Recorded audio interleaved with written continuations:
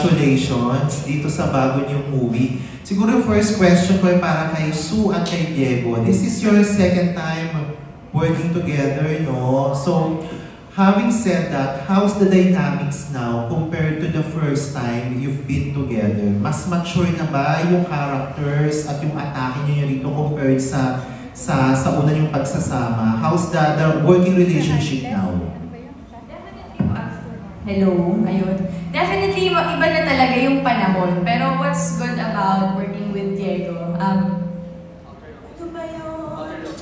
The good thing po about working with Diego is, nakatrabaho ko na siya before. We co-hosted ASAP Chill Out together for a couple of years. Medyo mahaba yung panahon. So every time that we see each other, pareho lang. Parang walang nagbabago talaga. Parang yung friendship namin, ganun pa din. Parang we still talk the same, kukulitan pa rin kami. So yun yung maganda. About the characters naman, yeah, ibang-iba talaga to from the last film that we did. Medyo mas wholesome kasi yung pelikula na yung How to Love Mr. Heartless, also by Viva. Kung mapapanood niyo po nasa Prime Video siya, ibang-iba talaga yung story niya from in between. And yes, totoo po, nag-mature talaga yung characters namin. I think we were portraying college students nung huling film na ginawa namin. Yeah, I'd say the same. Aside from ASAP Chill Out, what we were in a bunch of series then together. So, since bata, I guess we were kids. Yeah, we were younger, a lot younger. We were always the love triangles of Isken, Katnian. So, tagal namin magkasama ni Sue. So, I feel really comfortable working with her. Sana nga nandito yung last, maybe, diba? So, it's always something to look forward to when I'm working with Sue. And the first time working with Gino naman, sana nga talaga, there will be another, not just this one. The characters are definitely different because they're older and this is more about love. Mr. Heartless naman wasn't specifically about finding a partner. Yes, mas family-oriented siya. And this one I think is swak na swak sa edad namin ngayon sa buhay. Ito talaga mga pinagdadaan ng mga 30s, late 20-year-olds and swak na swak sa akin din. So yeah, I hope I answered your question. Of course. Congratulations, Diego and Sue. And yung next question is for Direk. Direk, ang galing-galing mong magkwento ng mga love story mo. So dito sa in-between, anong atake yung binigay mo para kay Sue at Diego on their more mature roles compared to sa previous projects nila? For this one naman, it's actually a very personal story sa akin. For me, we deal with, actually alcohol, and we went to a lot of bars together, immersed kami, and of course, pa-lessons pa kami, bartending and all that, tasting different types of alcohol. For this one, it's very different and personal in a way na mas mature na ako as director. The topics here mas malalalim, yung mga hugot ng mga tao dito. It's more emotional, I guess, and not just sexual but also emotional in that sense of level. But I'm very excited kasi Diego and Sue, they're very open, they're very collaborative, and sobrang ang daming inputs, not just from me and the writers but also from them as actors. So ibang-iba yung makikita niyong characters dito sa in-between. I'm very excited for people to see it. Thank you po and congratulations po. Thank you for your questions. That was Von Belinario of TV Digital Entertainment. Up next, we have Miss Astro Amaya of TikTok and People's Journal. Hi, Diego, Sue, and of course, Direk. Si Direk muna.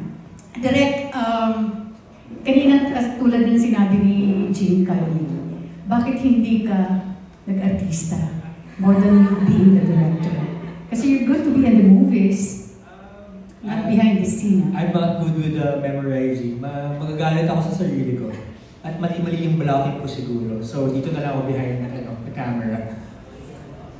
Thank you, Direk. Sue and of course, Diego, you've been working together.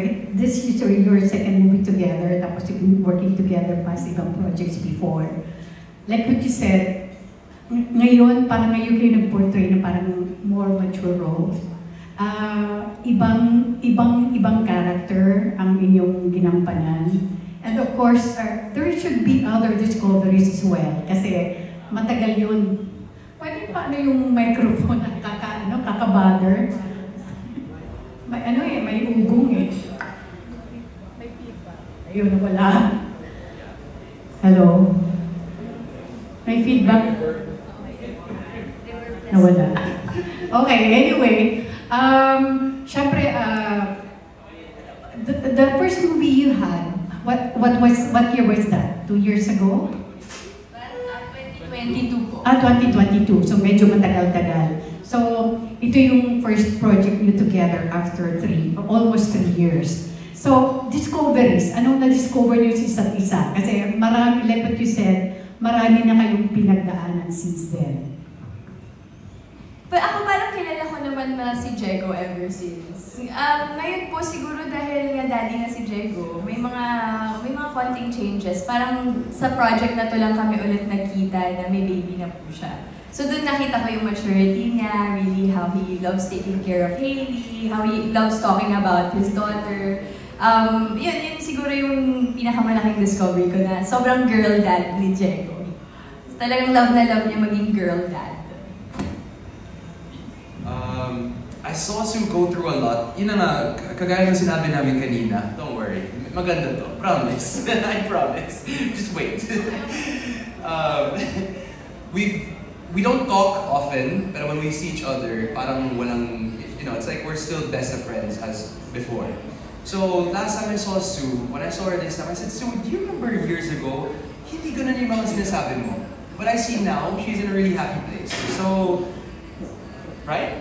Yeah. She's in a really happy place. And that's nice. When you see your friends you haven't seen, like yourself, Tita, may kaibigan ka na hindi nakita for a very long time. You see them blooming sila, iba yung aura nila. So, it's nice to see Sue in a happy place in her life. The same way she saw me na now that I'm a dad, iba rin yung, disposition ko in life, I guess. So actually, I asked Jego in my blog, kasi maraming beses na kayo nagkasama. Was there a time, nakakabatter talaga itong microphone, was there a time na nagpalipad hangin or nagparamdam si Jego sa'yo? Sana nga po eh. It's too late. I'm kidding. Before yun, itong sinasabi ko before, not now. Wala nga eh. Wala nga eh, but If only. No, we're that close, I can joke with Sue like that. It's not a big deal. But next time, ask again in 2 years. Baka bigyan mo pa ng 2-3 years. Baka pwede. But anyway, sana I can also have an exclusive interview with Sue. Looking forward to it. Anyway, naka-upload na yung interview ko sa iyo, Jego. It's now out. Marami siyang kwento doon. Like what you said, marami actually ang nabago kay Jego, magmula naging tatay siya. So, Diego, keep it up. Sana magtuloy-tuloy. Kung si Sue ay nasa happy place ngayon, I hope you are sa ibang sitwasyon. Right? Congratulations on this movie. Thank you. Thank you. That was Miss Astro Amoy of TikTok and People's Journal. Up next, we have Miss Lea Saltera of ABS-CBN Entertainment, People's Journal, and PhilStar. Hi, good afternoon. So, good afternoon, Jens. Good afternoon, Direk. Direk muna. Yeah. Direk, since it's your first time to work with Diego and Sue, how did you break the ice with them? Actually, ang bilis. Nakita ko pa lang sa reading, no? Sa script reading. That's the first time I met Jego and Sue personally. But si Jego, nagka-text na kami before we saw each other because of Colleen. So, he got my number through Colleen. Tapos, he was excited to work with me. So, yun yung unang interaction namin ni Jegs. And then, I met Sue in the office already. Wala, ang bilis. Actually, sobrang bilis na when they were reading the script, I didn't even have to let them read more or the entire script. Kasi alam ko na yung first page pa lang, alam na nila yung character. Okay, let's just hang out. So what we did is we went out. We went to a bar and we just drank a lot of really good alcohol, talked about the role, life, and I guess that's our breaking the ice. And then from there, yeah, very comfortable. Saya-saya lang namin sa set. And if you look at them right now, how they talk, sa scene sa movie, it's, ang dami pa nilang nabibigay ng ibang, I guess, trivia or, mga banters. Now, what you see here, you'll see more in the film as well. So it's really nice. Alright, thanks, Nere. Yes, for the exit, Sue. How did you, each other, how did you, break the ice, syempre, no? Exactly. What was hard from the first one, from your first movie 3 years ago to this one, and what was easy? Most definitely po siguro transitioning into the more sexual characters. Kasi from our past projects, we didn't have those intimacy, intimate scenes. So mas but this time, yun. mas intimate po. I'm not saying that it was the hardest na mahirap, pero I think sa lahat, yun lang talaga yung kakaiba po from the past na mga nagawa namin. But still very comfortable. It was a very, very safe environment. We had, to a point, we had an intimacy coordinator para safe lahat ng mga intimate scenes namin. Talagang Viva really took care of us. And hindi po kami nahirapan actually sa For this one, even for this one. Yes. Alright. Yeah, copy-paste. It was... yeah, copy-paste. Nakapanibago lang na yun nga. I kissed Sue. Yeah, so... It's like after how many years of working together, we never had a scene na kailangan maganda.